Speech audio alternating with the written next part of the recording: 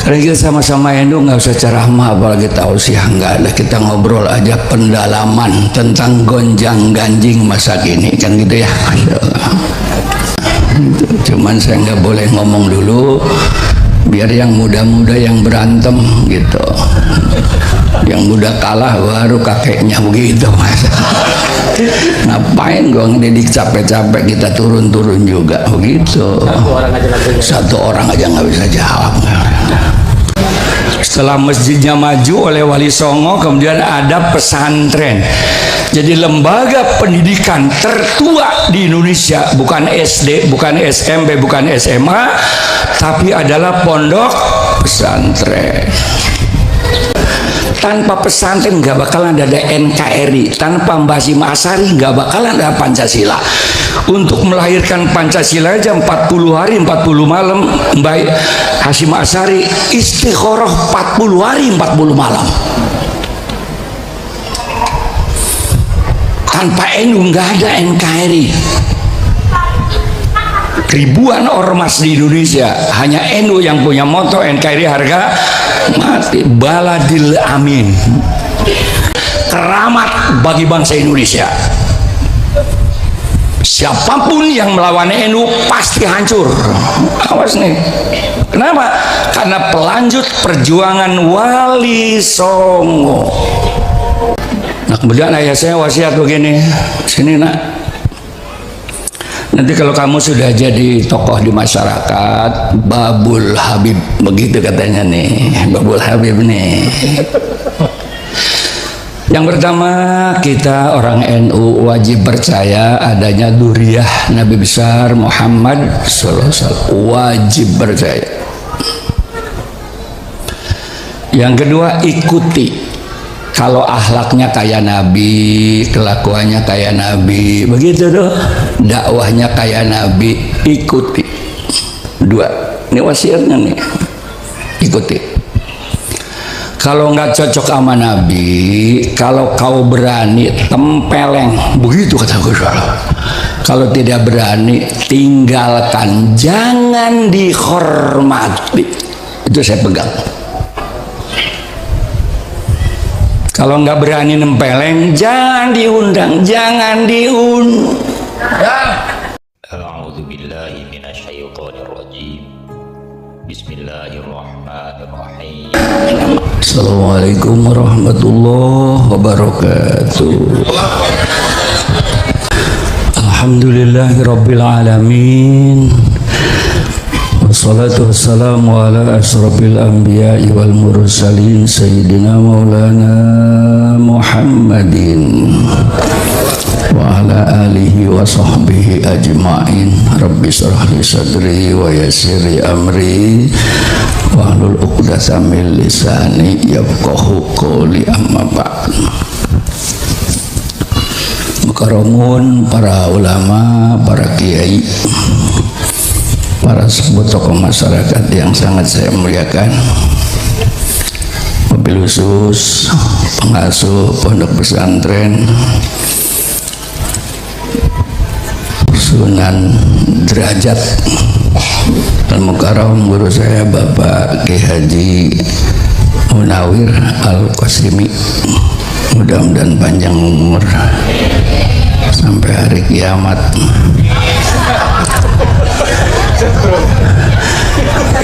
dan husnul khotimah, beserta keluarga yang saya hormati, guru-guru saya yang hadir hari ini dari tokoh-tokoh NU Kabupaten Bogor, penerus perjuangan Wali Songo, diantaranya Al-Mukarram Bapak Yai Haji Bundari Abbas. Yai, maafin, saya disuruh oleh beliau, takut kualat ya kalau nggak mau. Al-Mukarram Bapak Kiai Haji Abbas Ma'ruf, dan juga Al-Mukarram para pengurus, jajaran pengurus PCNU Kabupaten Bogor, MWC Kabupaten Bogor yang hadir, ketua muslimat Ustazah Umi Hajah Anita Sari, Al-Mukarram guru saya, Wakil Rais Suriah Kabupaten Bogor, Kiai Haji Taqiuddin, ini yang ngejodohin saya. Dulu saya takut sama wanita, alhamdulillah kasih wiri dari beliau, alhamdulillah. Baru saya mau. Kata beliau, yang penting istri kamu perempuan, itu aja katanya.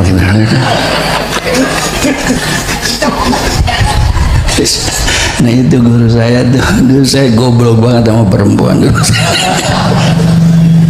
Beliau alhamdulillah. Ada anak guru saya Ki Nasrullah, ketua apa sih dia, ketua Ormas Suriah, bukan Muhammadiyah, bukan Rais Suriah, yang saya hormati. Para sepuh tokoh masyarakat, bapak-bapak, ibu-ibu, warga Nahdien, Nahdiat, calon-calon penghuni surga yang saya hormati.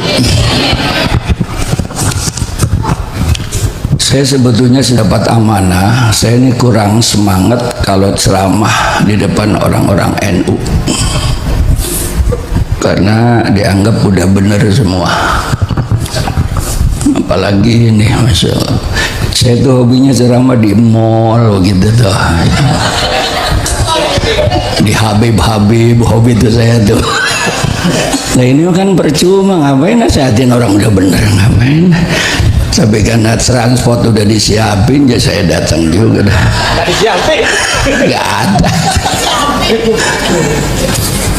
Yang kedua, karena sekarang sedang guncang ganjing ya tentang masalah Wali Songo, saya ini penerus Kanjeng Sunan Gunung Jati dan Kanjeng Sultan Hasanuddin. Tolong catat ya, yang mendirikan Banten juga saya dengan Gus Dur itu. Ini panitianya, biar tahu.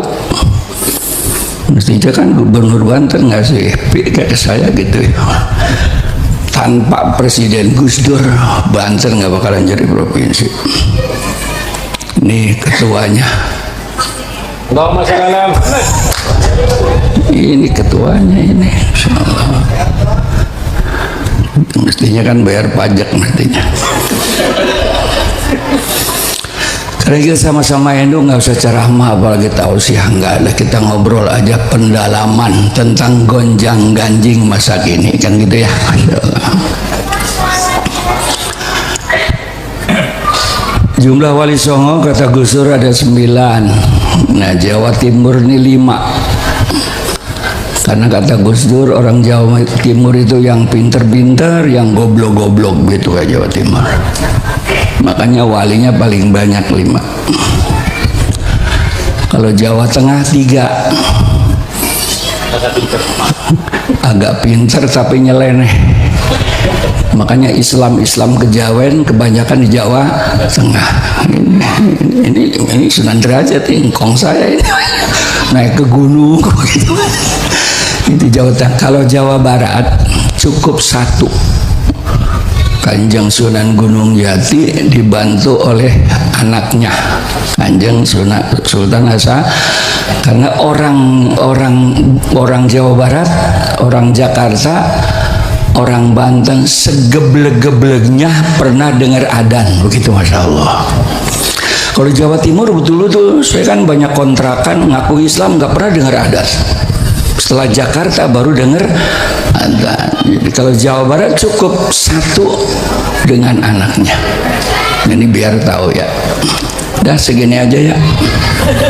Nah, saya ini cucunya Kang Said, juga cucunya. Cuman saya nggak boleh ngomong dulu, biar yang muda-muda yang berantem gitu. Yang muda kalah baru kakeknya begitu, Mas. Ngapain gua ngedidik capek-capek, kita turun-turun juga begitu. Satu orang aja nggak bisa jawab.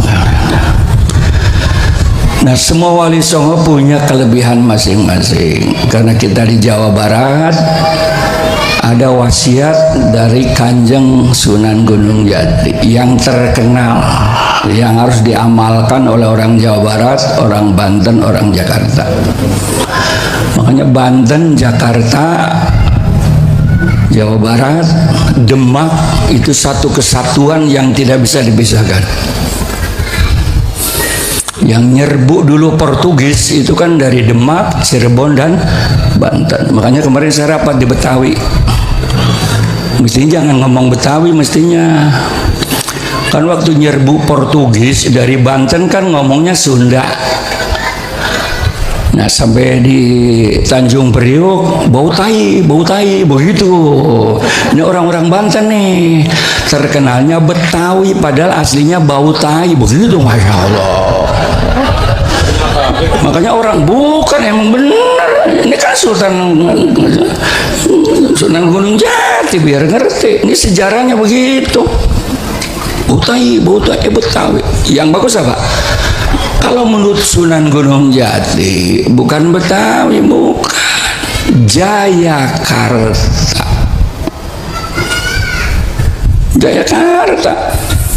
Kalau kakeknya Sunan Gunung Jati yaitu Siliwangi, namanya Sunda Kelapa. Kalau Belanda namanya, kalau Jepang namanya apa tuh nih? Batavia begitu. Tapi kalau Sunan Gunung Jati kemudian Fathahillah, Pangeran Jayakarta ngasih namanya adalah Jayakarta. Lihat aja di benderanya, lihat di bendera Jakarta, Jayakarta. Makanya nggak ada orang Jakarta jadi gubernur, orang Betawi, masya Allah. Mana orang Jakarta jadi gubernur? Nggak ada. Nah, Muhammad Tamrin siapa? Nah, orang Makassar. Nggak ada, kecuali Pitung. Tuh, makanya saya ini dikawinkan dari Banten. Kenapa bahasa dikawinkan dari Banten? Sebab orang Jakarta tuh ilmu benernya dari Banten, ilmu brengseknya dari Banten. Makanya saya 74 masuk Jakarta, yang dukung saya jagoan. Makanya terkenal namanya Kiai Jagoan. Begitu, Masya Allah, dulu itu terkenalnya. Gitu. Pitung tuh engkong saya dari mertua. Jadi saya punya mertua cucunya Pitung. Makanya takut banget sama istri, takut banget. Di rumah kata kiai di panggung boleh lo jagoan, tapi di rumah pret. Maka saya banyakin anaknya metang bunting lagi bodoh amat sama saya.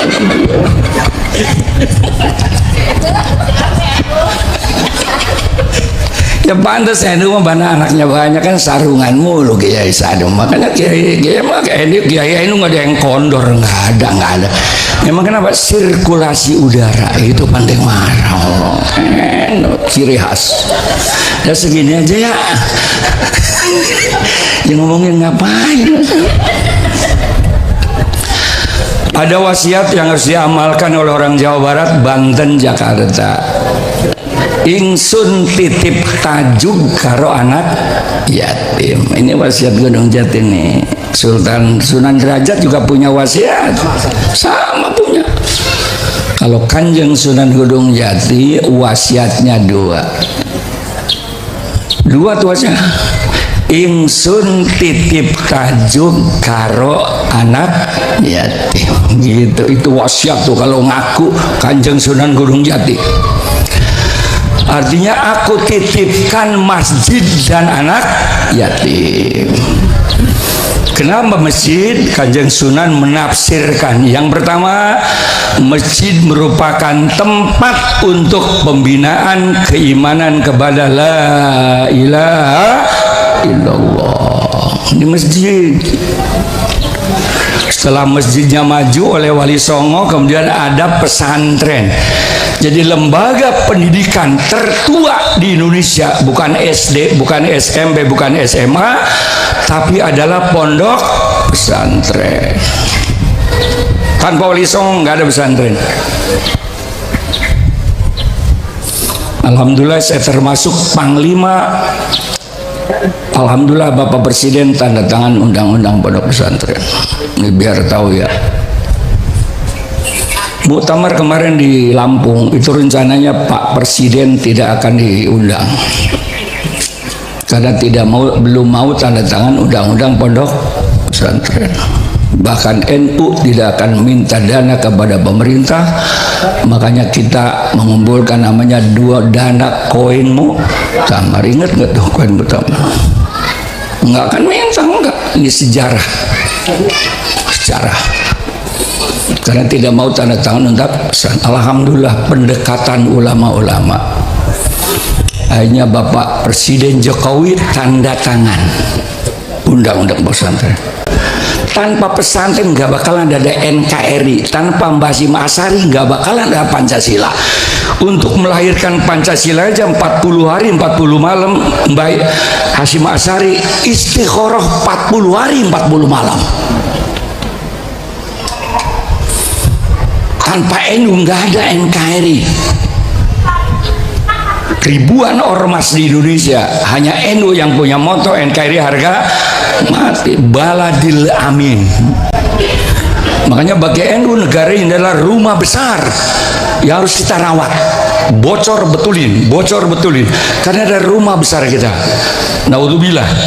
Kalau Indonesia hancur, naudzubillah, orang Arab bisa pulang kampung, ada kampungnya. Orang Cina bisa pulang kampung, ada kampungnya, betul kan? Orang India bisa pulang kampung. Nah, kalau kita negara kaca mau lari kemana? Ini model muka begini nih, lari ke Arab nggak diaku, bener-bener Masya Allah. Kenapa hidungnya? Makanya orang Arab itu kalau ngopi gelasnya kecil-kecil, nggak ada gelas gede. Kenapa bisa begitu, Kiai? Kalau gelas gede, hidung orang Arab nyebur ke kopi itu mana ada masalah.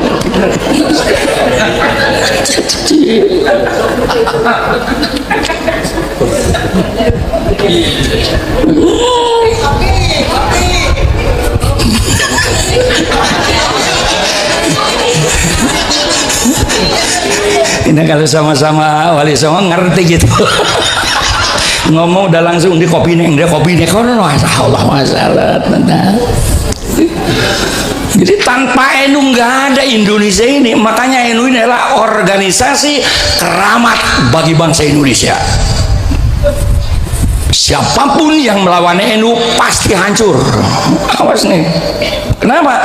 Karena pelanjut perjuangan Wali Songo. Ini penting. Nggak usah orang, tinggal 2 menit lagi. Hanya NU melanjutkan perjuangan Wali Songo. Masya Allah.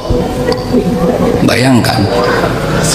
Kenapa saya sekarang ikut di belakang, tapi udah tua. Ada yang mengatakan tidak ada Wali Songo, dan kita pribumi dianggap kacung-kacung oleh mereka. Ayah saya pejuang Hizbullah, karena ayah saya ada santri pertama Mbah Hasyim Asy'ari. Santren ditinggal, anak ditinggal demi kemerdekaan. Kita yang jadi tuan rumah di negara sendiri. Nah, kita dianggap jongos. Sudah saatnya sadar kita. Nggak usah melotot begitu, kalem aja, nggak usah keberatan. Sudah keliling dunia ngurusin NU, baru pertama kali dipelototin muslimat di sini. Emang saya udah tua tapi masih cakep, bener-bener.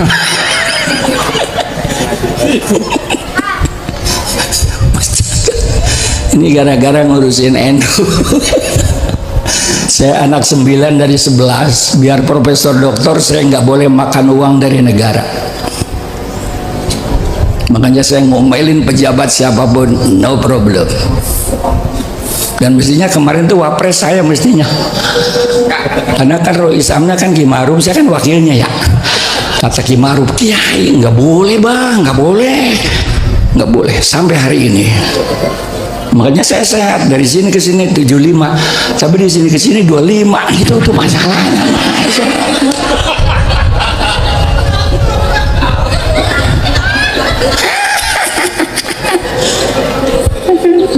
Saya kalau mau jadi menteri mah dari dulu, apalagi zaman Gus Dur suruh milih. Itu kebahagiaan saya. Kita merdeka pengen enak, sekarang Masya Allah. Betul.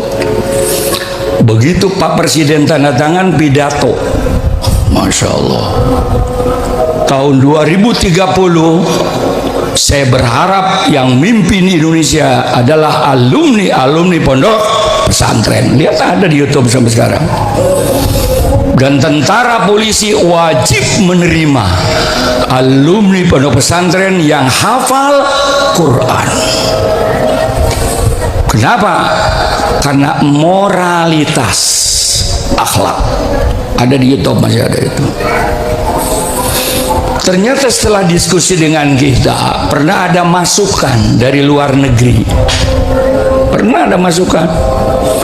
Sampai Amerika tanya kepada Belanda, ente kan lama di Indonesia, musuh terberat siapa sih? NU. Katanya begitu. Allah. Jadi kalau pengen menghancurkan Indonesia, hancurkan NU. Karena pelanjut perjuangan Wali Songo. Betul Pak? Betul. Ciri-cirinya apa? Kumuh, begitu. Budugan, begitu. Allah. Dari mulai Presiden Soekarno, Soeharto, kapan NU diurus pendidikannya? Saya mau pesantren 66, dan syarat jadi santri harus budug. Kalau belum budug nggak sah jadi pesantren. Dulu. Makanya saya di Banten dikawinkan oleh engkong saya. Kamu harus kawin. Berangkat di Jakarta. Nah, orang Jakarta cakep enggak, jelek enggak. Begitu malam pertama, ya Allah, neng budugan neng, Masya Allah. Kata bini saya, lah abang juga budugan. Jadi saya ini grup budug karena NU. Saking tidak pernah pemerintah memikirkan NU. Ormas manapun yang anti NKRI, NU yang dihajar. Ini biar paham. PKI berontak NU, DI berontak NU, sampai EPI NU juga. Sampai EPI bilang Gus Dur buta mata buta hati. Bayangkan, itu cucu Nabi, katanya itu cucu Nabi itu. Apa pernah engkong lu ngajarin begitu?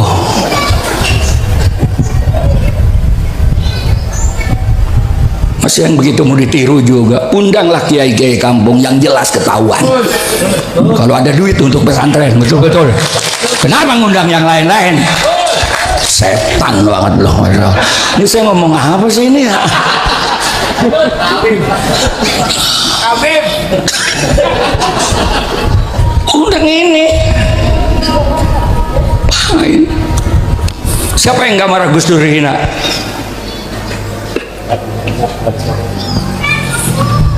Wali Songo nggak punya anak, gua cucunya goblok. Makanya keren begini. Karena cucu Kanjeng Sunan Gunung Jati dan juga cucu dari Siliwangi.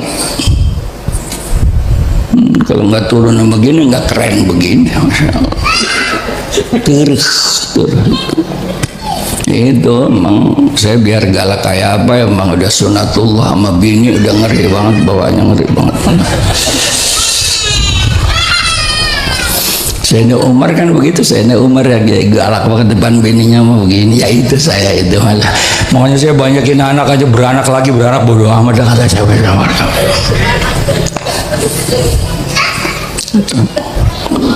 Alhamdulillah. Jadi ternyata setelah tanda tangan, sebab mereka itu nggak pernah bikin pesantren. Kalau pesantren kuat, NU ya kuat. Udah itu kuat. Makanya oleh Soeharto 32 tahun NU diobok-obok tetap jaya dan kuat. Karena kekuatan NU bukan di atas tapi di bawah. Ngaji rutin di musola, di masjid, tahlilan, muludan, itulah kekuatan NU.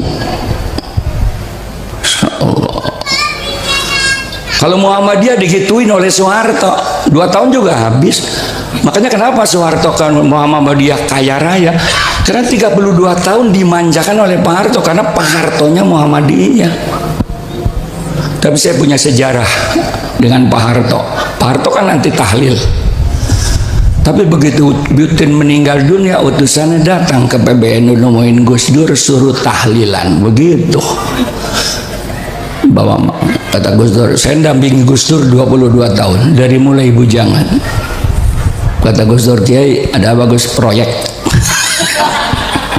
Emang apa? Bawa Kiai 40 ke rumah Butin, beres Gus. Nah, begitu masuk ke rumah, amplopnya tebel-tebel, karena tebel saya kan mimpinya kencang.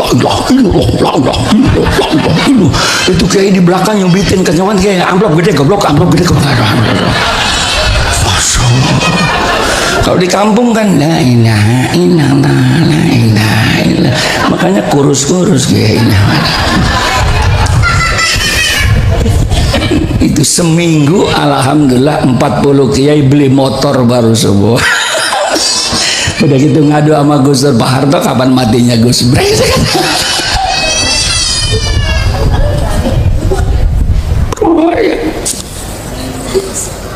Jadi orang yang akan menghancurkan NKRI, NU hancurkan.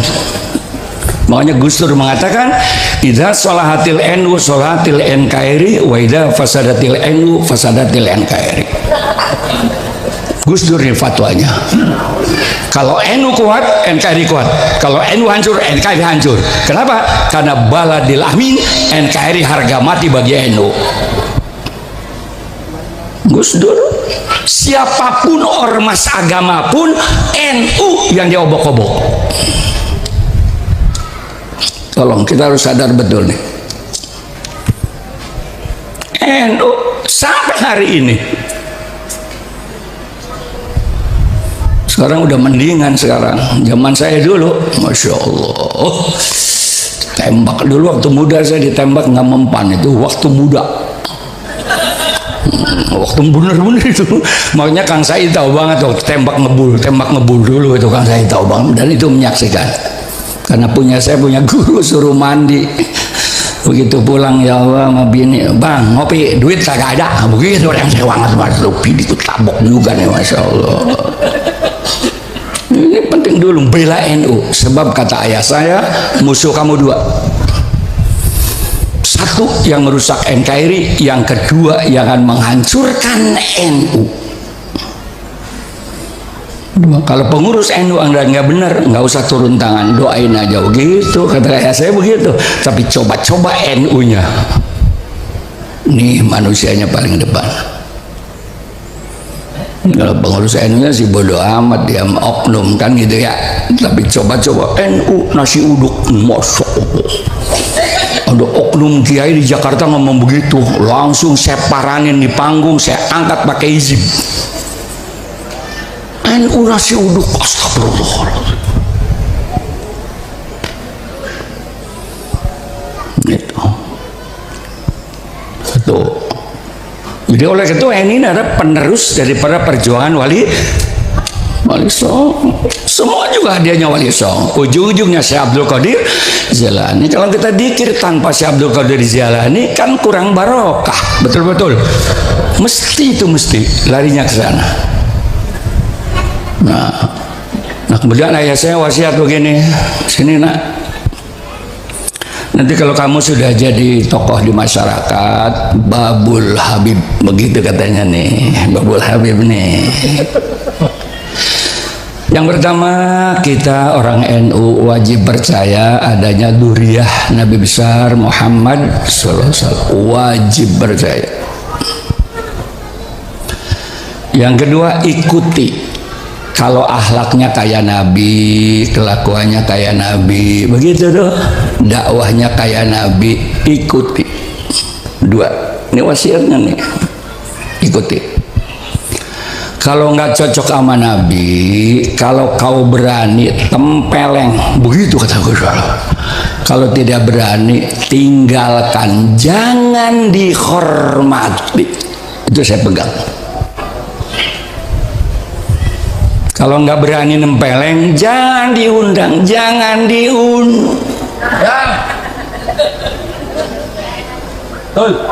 udah itu patokan kita, betul apa betul? Nah kalau yang benar mah jangankan nabi, durian nabi, monyet kalau ngomong judi online hukumnya haram, ikuti itu walaupun monyet.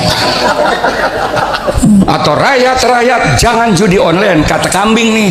Kenapa? Karena sudah diwakili oleh DPR MPR begitu. Allah. Jadi perwakilan DPR MPR adalah perwakilan judi online. Ini yang ngomong kambing, ikuti. Itu wasiat sama saya. Itulah yang saya pakai sampai sekarang. Berapa banyak orang saya hajar depan podium karena tidak punya akhlak. Wasiat dari ayah saya pakai betul itu. Nah, kalau benar mah jangan orang tahu, mbek juga kalau ngomong benar, majelis taklim sangat mulia, begitu. Ikutin tuh, mbek potong udah gitu, mbeknya begitu, masya Allah. Nggak apa. 3 wasiat yang saya pegang sampai sekarang. Itu Wahabi juga begitu, Gus Dur yang nyuruh kalau debat dengan Wahabi nggak usah sampai Quran hadis Kiai. Emang kenapa Gus? Walaupun kalah nggak bakalan nurut, jadi tempeleng aja. Satu-satunya PBNU yang pernah diadili Wahabi ya ini manusia. Ada setempeleng. Biar Wali Songo musyrik, setan banget, nggak ada Wali Songo. Sebelum lu datang Wali Songo dulu, goblok. Kalau ente datang duluan, bukan kalau Wali Songo, orang Hindu nggak bakal masuk Islam. Lihat nih, Sunan Derajat, Sunan Kalijogo, Wayang, kan gitu kan? Itu ada dakwah ala Jawa yang rahmatan lil alamin. Wali Songo. Satu keimanan. Jadi orang itu alhamdulillah setelah tanda tangan pondok pesantren betapa memuliakan ulama NU pelanjut Wali Songo, alhamdulillah Bapak Presiden tanda tangan. Kenapa? Ternyata ada pemasukan dari UNESCO Amerika bahwa lembaga pendidikan di dunia yang melahirkan anak didik berkarakter, mampu mengatasi tantangan dunia dan akhirat bahagia adalah sistem pesantren di Indonesia. Hati-hati, karena mereka ada 4: learning to be, learning to head, learning together, learning to do. Kata mereka, yang pertama, pondok pesantren itu belajar agama langsung praktek. Maaf, anak kita di rumah nggak mondok, kapan sholat berjamaah 5 waktu? Ayo jawab. Begitu mondok. Anak kita di rumah kapan malam Jumat baca Yasin? Begitu mondok? Anak ini muslimat mana sih yang ngobrol mulu, semenit lagi. Amin, amin. Anak kita di rumah kapan sholat tahajud? Kapan sholat duha? Begitu mondok? Mari berpikir. Anak kita di rumah kapan ngapaan Quran? Begitu mondok? Nggak ada yang kayak pesantren. Yang kedua ada sekolah. Quran pinter, bahasa Arab pinter, tafsir pinter, hadis pinter, bahasa Inggris pinter, matematik pinter, fisika pinter, biologi pinter. Apa yang tidak di pesantren ini? Maaf, saya punya anak laki-laki 5, 4 luar negeri semua, profesor semua. Dari Mesir, saya dari Mesir tafsir aja, nggak ada yang lain-lain. Dari Madinah hadis aja. Di Malaysia ekonomi syariah aja begitu. Tapi di Indonesia yang namanya pesantren, bahasa Arab oke, bahasa Inggris oke, matematik oke, fisika oke, kemudian silat oke, karate oke, pagar nusa oke, sampai ilmu pelet ada di pesantren. Ilmu pelet ya apa? Iya, ilmu pelet. Saya dikasih kitab Yudin, begitu jadi istri galak banget, gampang itu, kecil. Emang apa gue kasih undur begitu? Ngaku aja, jangan suka nggak ngaku, supaya bini lu marah mundur, bini lu mundur. Saya kasih undur bukan mundur galak. Kata kita berapa dikasih? 11, 9 goblok begitu katanya. Jadi kebanyakan dikasihnya. Jadi bagaimana ini? Ya udah nggak bisa, udah ketelan, nggak bisa cabut katanya begitu. Masya Allah.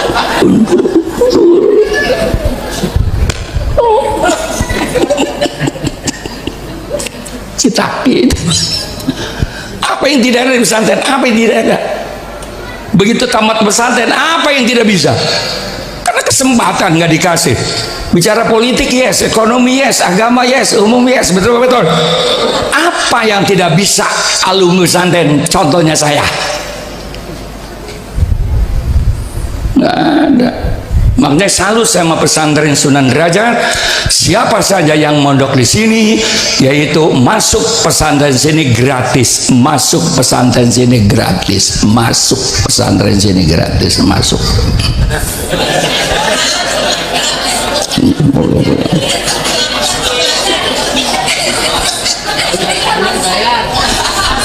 Terima bayar, gue tabok nih, masya Allah. Lah kencing juga bayar. Saya dari Semarang pagi-pagi, karena ini yang undang Sunan Derajat, langsung saya berangkat pagi-pagi kencing. Kasih 5.000, Pak masih pagi, nggak ada kembalinya, kencing aja lagi. Begitu brengsek banget.